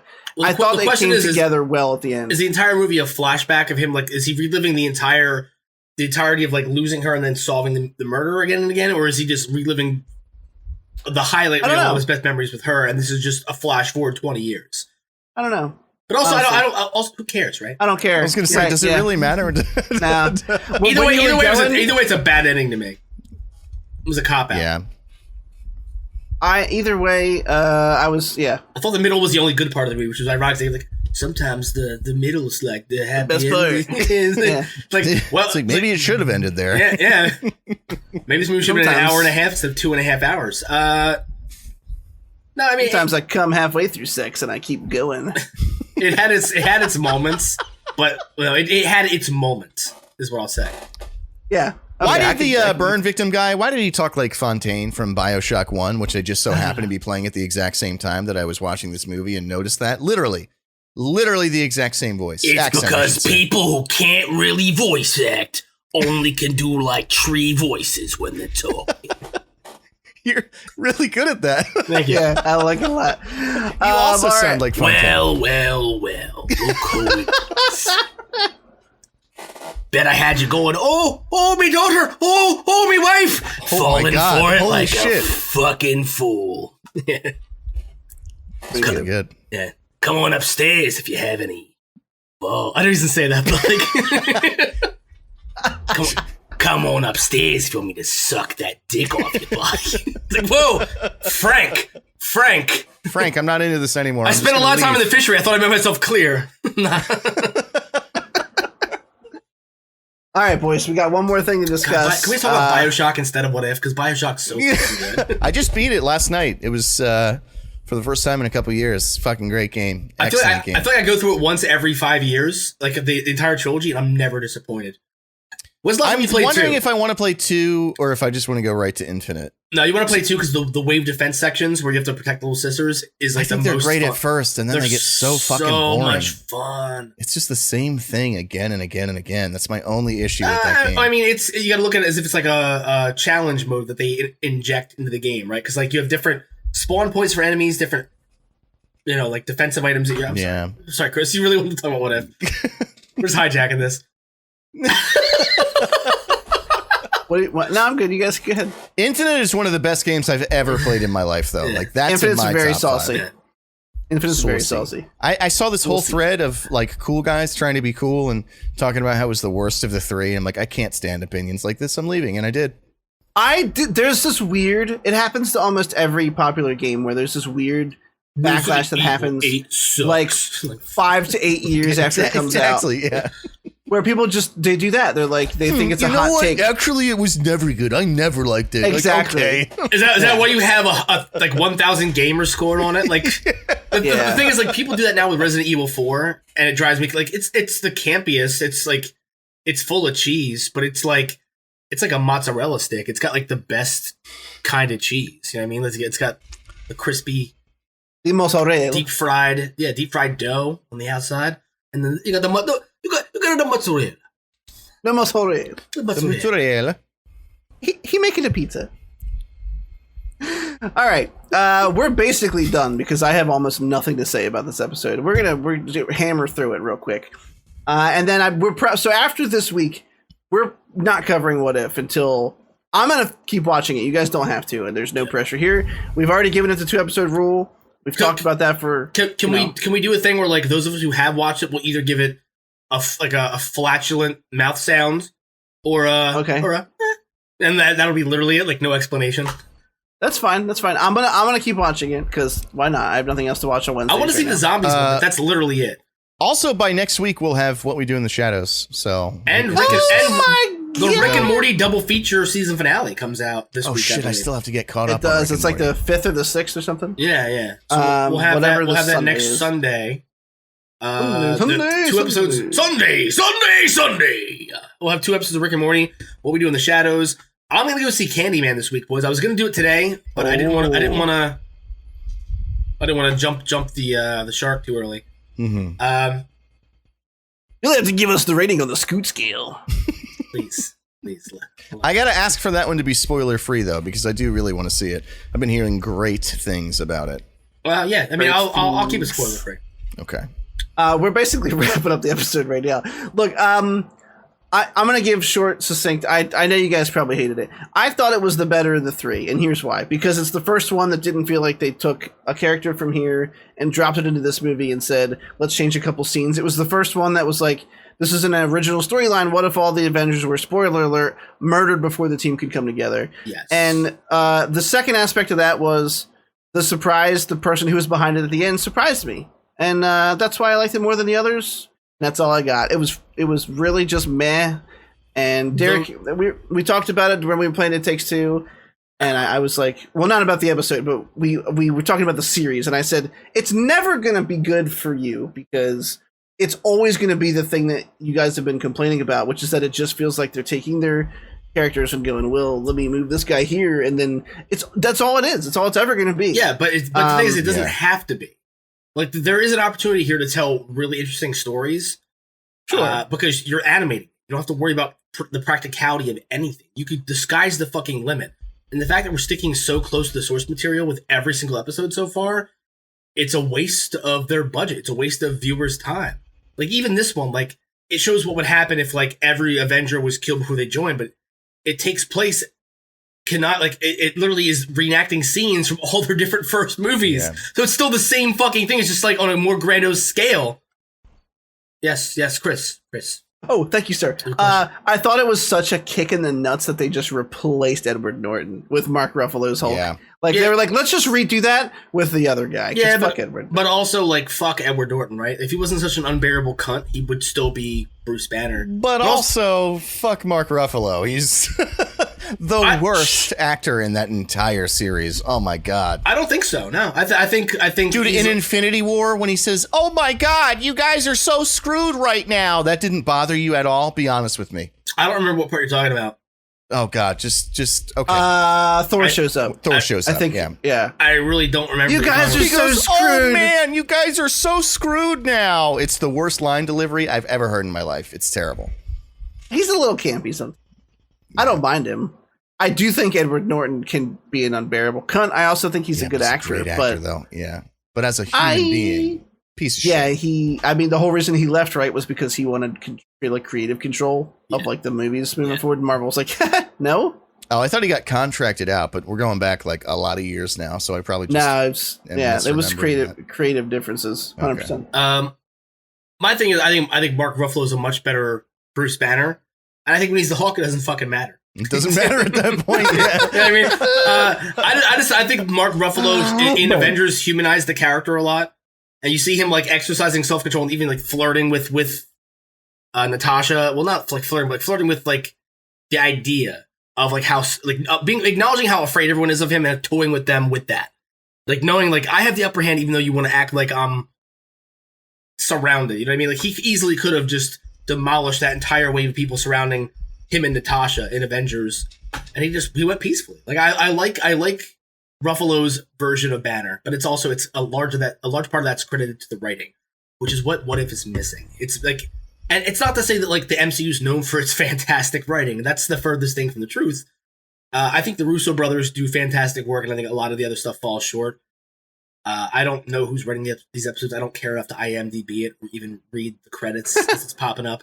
They're all the most uninteresting game of musical chairs. It's like if you're playing musical chairs with your special ed cousin. Your mom's like, you gotta let him win. You're like, well, there's only one chair left. Like, you know what's gonna happen.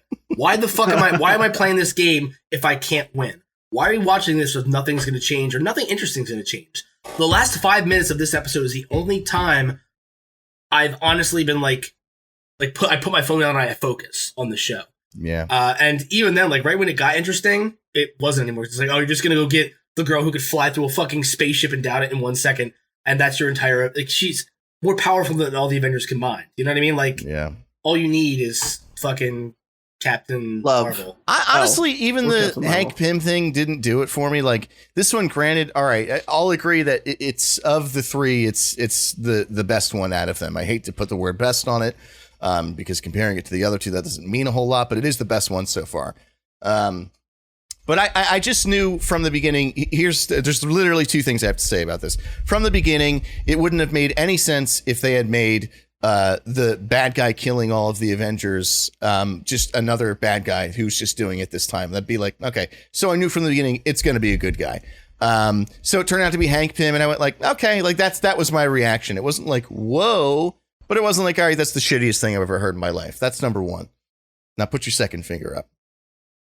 The other thing is, you're right. The problem with this show is contained in its very premise. And the fact is, what I mean is, every episode can only be as long as that episode. So there's no room for anything to like ruminate or grow. It all has to be jam-packed, these alternate realities where things go totally different, into 30 minutes. So all the scenes are quick. The dialogue is quick. Nothing means anything. You're just moving through these motions and terrible fucking writing and dialogue and jokes. And it's just like taking the worst MCU movie and like crunching it down by, like 75%. The fact that we don't have there's no reason to get attached to any of these characters because we already know them as they know them. Now you're showing alternate versions, but we only get these glimpses at them because the episodes are only 25 to 33 minutes long. In my opinion, there's just no way that formula can ever work. So it's just like I said, this was the least unbearable of the three, but it was still just, I don't know. It was just fair. drivel to me. Drivel. Yeah, just drippy pre-cummy dick. Just yeah. No, dried up dick hole. Crusty dick. Ooh. Yeah. Blowing out dust. Coming dust. Coming dust. All right, boys. Fuck this show, and I'm glad we're not watching it. Yeah, me too. I'm gonna watch it. I'm gonna sacrifice my. Who am I kidding? I don't hate it that much. I don't like it particularly, but I also don't hate it enough to. I'm also excited that I can hour. unsubscribe from Disney Plus again because these motherfuckers have got my money through so much awful shit that like I actively hated 90% of the way through. What's next? I don't even know what the next Disney Marvel show is. To be honest, I'd have to go look. Yeah. It's gonna be not good. Miss Marvel's got to be coming out soon, right? The fuck, that was on the slate somewhere. I don't know when it's coming out. Isn't that's a movie, right? No, Miss Marvel is the show, and then Captain Marvel 2 is going to be called like The Marvels, which is going to include her in it. I'm not paying for Disney Plus for Miss Marvel. I'm just putting that out there. I'm not doing Wow, Scott. I paid for half a season of What If, but it looks so good. Is she the one that can like punch star-shaped holes through things? No, it wasn't. America Chavez or something. Oh, her name's America. Okay. Yeah. The fact that whoever suggested that name wasn't thrown out the window like that fucking like that meme where the guy's like, what if we just, and it's like the fucking boss looks at him, you know what I mean? Like, I can't. Pretty good. Now I was remembering whoever said it when we were talking about the star-shaped hole puncher. Somebody said, I actually think it was me. Punch a star-shaped hole through my chest. So we can get the fuck out of here. Yeah, I think that I was actually proud of that one. I don't often have those good quips. Usually Scott over here, Quip. so I was proud of myself. All right, boys. We're gonna wrap it up. Is there anything else anyone wanted to mention before we go? We don't have any more articles, but anything you have there? Nothing. This episode was the Breath of the Wild of podcasts. I have to say. I feel like that's bad. Yeah, it's a bad thing. Yeah. I don't like it. The morning Breath of the Wild. Oh, that's a kind of a good episode title. That's pretty good. I think that might be it. Episode 40, The Morning Breath of the Wild. No, just Morning Breath of the Wild. Morning Breath of the Wild. Yeah, there's too many the's. What's the other option? What else do we have? They nothing that was suitable. Yeah. We also need a thumbnail, but we're not going to discuss all that right now. We're going to say. Yeah, what if the thumbnail was just a picture of an actual thumbnail? Like, well, I don't know if. Okay, look, I don't know if you know who I am, but now that you've uttered that out loud, there's no other choice. Don't edit it, not with like a face or anything. Just a thumbnail. Just like a straight up clean, like nice cuticle. Yeah, like, well maintained. Yeah, manicured. It might be mine. Mine looks nice. Yeah. Fuck it. Yeah. Behind the scenes, what you should do is you should also film yourself. No, it has to be your thumbnail now. Oh damn it! I can't get close enough to focus. I'll get one. That's not even your thumbnail though. You gotta fucking where's the thumb at? Well, I can't. It's difficult to get. I'll get one. I'll get one. But you also need to film yourself getting one, so we can have the behind the scenes Disney suck our own dick Mandalorian season 2 bullshit. Right. Where we have a video of you getting the thumbnail, a picture of your thumbnail for the thumbnail. Have Sam take a picture of you taking a picture of your thumbnail, and then we'll post it to the Twitter. On Twitter, yes! Oh my god, I'm so excited about this. And this has been episode 40, Morning Breath of the Wild. Derek, where can everybody find you at? They can find me on Twitch and Twitter at Dr. Gloom MD. That's DRGLOOMMD. Scott, that's good. How about you? You can find me on twitch.tv/Swearwolf. That's SWER. No, wait. Wait, no. He's fucking mouthing stuff. SWERWOLFE. I'll be live all night tonight. By the time this posts, that won't mean anything, but I'll be live every Tuesday, Thursday, and Saturday for the month of September. You going live again right after? Yes, right now, yeah. Did you get Bloodborne? I ordered it on eBay, so it'll be here. I'm gonna remind you of that every day until I see you streaming it. Mm-hmm. Not that I don't pop in your stream pretty frequently, but I will be there the entire journey. I love that game very much. Hell yeah! And much like the Twitch audience that I said will probably become attracted. It's fun to watch someone play those games for the first time, not knowing what's coming. So right. what I will say is I'm very I'm hesitant to do big, huge games like that or series back to back anymore because people show up for Resident Evil 0 through 8, and then they're just fucking gone. Dip. Yeah. Same thing with Silent Hill. I mean, you get at least one sugar daddy out every franchise, though, right? Now knowing what you were gonna say, I love the look that you gave right before. Way more. You're like, should I say this? That's fucking true. Yeah. There's always one rich white guy with money who pops in and is like, "Oh, you're playing this, huh?" And it's like you're a stripper with big fat round ass and maybe a butthole tattoo you can see through the thong, and he just starts. Just do more shit. Yes, and it reminds subs. Take them subs, and then you get 50% of your subs. Yeah. So it's almost like you're a stripper, where the club takes half of what you make, right? It's. I was gonna say it just reminds him of his mother, so he gives you extra money. Oh, my butthole reminds him of his mom. That's weird. Yeah. He must be a piece of shit, right? Yeah. What was his mom doing? Not using a bidet because it's gross. All right, boys, you can find me on Twitch and Twitter. TCN plays. I just finished up playing It Takes Two with Derek over here, and I've been playing the Icarus beta, which I like a lot, but it's just a survival game. I like survival, can't help it. Valheim update comes out next month. I'm looking forward to that too. I'm all over the fucking map, boys. I think I'm going to play some Deep Rock Galactic again because I missed that game so much, and I know that we have varying thoughts on You that. could just be a coal miner in Nebraska if you want. Also an option. Yeah. So, I'll see you guys next week. See you then. All right, later. Did you just say that bidets were gross? Because like I'm pretty sure we would all drink bidet water off Beyonce's asshole. No, I said that. I think the butthole that was not bidet. Oh, okay. Right. What is gross? Bro, I sprayed my butthole with water this morning. Let's go. Let's get to do it now. I'm about to get to it just because I want to. You have a bidet? You have a bidet on your toilet? He does, and he convinced me and Veronica to get one. We are totally going to be splashing our I got the holes tushy. pretty soon. They're cheap as fuck, dude. They're not expensive How at much? all. How much are we talking? They're like 60 bucks. Yeah. 60, 70? If I had my own place, I would 100% do that. But like, You should just do it just as a power move. I'm not washing everyone else's butthole. For free. Might sound weird to you, but come on over. Spray your butthole with my bidet whenever you. Your butthole's Might welcome. sound weird, but I'm 100% going to take you up on that offer and make it a point to make it known that that's why I'm there. When I left Chris's, I was like, it's a real shame I didn't have to shit. I wanted to try out your bidet. He's like, oh, just go do it anyway, man. Just sit down and splash your butt real quick. You give yourself a little spritz on the way out the door. All right, bye. Bye. Bye.